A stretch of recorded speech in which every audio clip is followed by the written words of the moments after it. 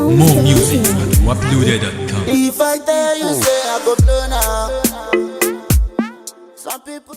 Hey guys, welcome back to my channel. More like welcome back to my kitchen. I'm copying Siri on this one, but welcome back to my kitchen. It's been so long since I did a recipe video and I put a poll on Instagram. I'll probably maybe put a picture right here, but I asked if I should do a recipe video, and actually a lot of you were interested in my recipe video, so here I am giving you guys another recipe video after over a year. But anyways, today's video I'm going to be filming an Nkwobi recipe.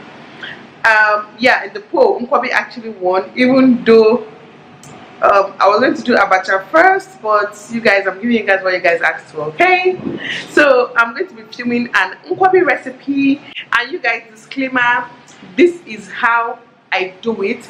This is my style of making it.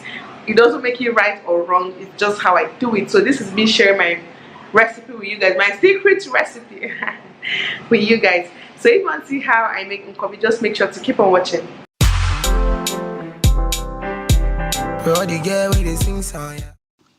So guys, obviously the first thing you need for Nkwobi is your meat. In this case I am using cow leg. Normally I actually make Nkwobi with goat meat, and I know a lot of people make Nkwobi with goat meat or even chicken, but this recipe I'm using cow leg, which is the original, you know, Nkwobi meat. So anyways, my meat has already been washed and cleaned. This is 2,000 naira worth of cow leg, by the way, just in case someone wants to know. And then I am going to cook the cow leg in a pressure cooker, and this is just to, you know, make the process a lot faster. I'm just going to add the cow leg, water, and I'm going to put enough water just because you're not going to open this thing till this meat is done, so you just have to add enough water. Then I'm going to season it with just salt and seasoning cubes. Then I'm just going to cover this and let this cook. I think this cooked for about 20 minutes or a little bit less, because when you're using pressure cooker it cooks really fast. I think when you're using a normal pot it's like double or triple the time it will take to cook. So I covered this and just let it cook for about 20 minutes.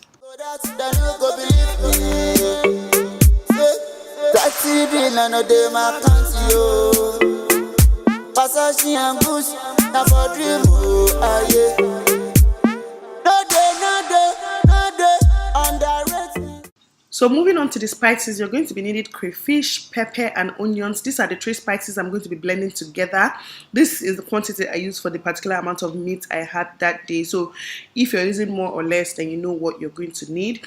I use very little pepper because my husband is a pepper fan, which is so sad because I actually love pepper so much, and I just used 1 medium-sized onions because I don't want the onions to be overwhelming, and I just blended it all together. I don't like to blend this smooth. I like it to look chopped. Then the second ingredient you're going to need, more like the fourth, is this thing called ehuru. I don't know the English name. So I usually buy it like this from the market. I think it has already been fried. So then again, I'm going to blend this into powder form. This is what it looks like after it has been well blended. And then the 5th ingredient, I believe, is this thing called akang. I don't know the English name as well. I think it's potash.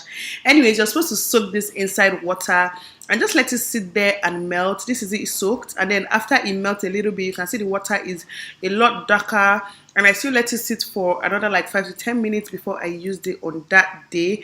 And then the next ingredient obviously is obaka, which is I don't know the English name. Anyways, this is optional, this is not compulsory, but literally I've eaten half of this here already. It tastes so good. And you're going to need red oil, of course. I didn't use all this, I used like a cup or so. And then your boiled meat. So for me, this is literally all I use.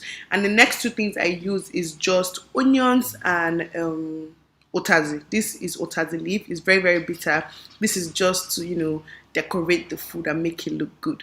So moving on to preparing the food, I first of all go ahead and pour my oil in a pot. This oil right here is about 1 cup. And then I'm going to go ahead and sieve out my akang, which is the potash, I think. And I normally sieve it out because it tends to have stones sometimes. So sieving it makes it just smooth for you, so you don't bite or chew on a stone. And then I'm going to keep turning this. You can notice that as you turn it, it becomes thicker and thicker and thicker. So I'm going to turn this till, you know, it gets to the consistency that I want.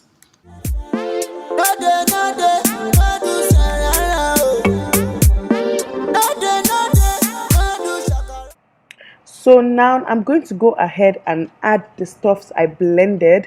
So first I'm adding this crayfish, pepper and onion trial, but I didn't add it all, even though later I went ahead and added it because at this point I thought it was going to be a lot.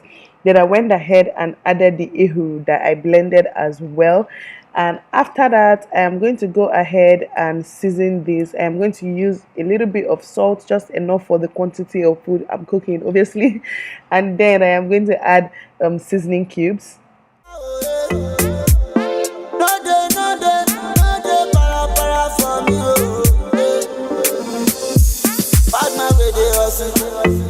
One day you go babu. See my way no.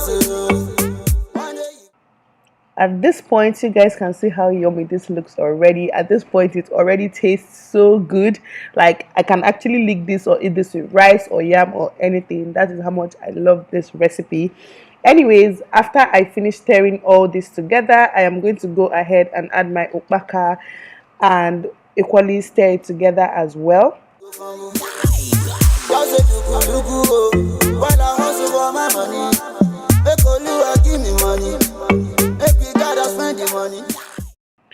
And just because I felt like we needed a little bit more pepper after I tasted it, I went ahead and added a little bit of black pepper, which is Cameroon pepper, and stirred that together before I finally went ahead and poured the meat in.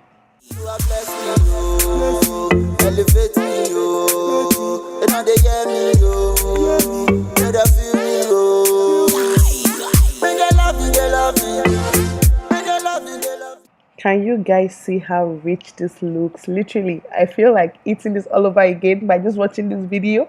Whenever I bite this, it's really so watery and just so dry, which is why I prefer to make this at home, because I can put enough of everything I want to put inside. You know, I'm not going to be stingy to myself. So basically, I'm just going to stir this together very well and go ahead and plate it. You guys, pardon my plating. I am so bad at plating, but since I plan on making more recipe videos, I am going to up my plating game, maybe even buy more plates and stuffs like that. But anyways, I'm just going to go ahead and put the meat and garnish it with the otazi and what's it called, and onions. And there we have it, guys. This is my Nkwobi recipe. Hope you guys enjoyed this video. Please don't forget to give it a thumbs up, and if you tried this recipe, please let me know. You know, tag me your pictures if you put it on Instagram or anywhere. I would definitely love to see. Actually, it's going to make me very happy, you know, to see people use my recipe. Thank you so much for watching, guys. Thumbs up, subscribe, comment, and I'll see you guys in my next video. Bye, guys.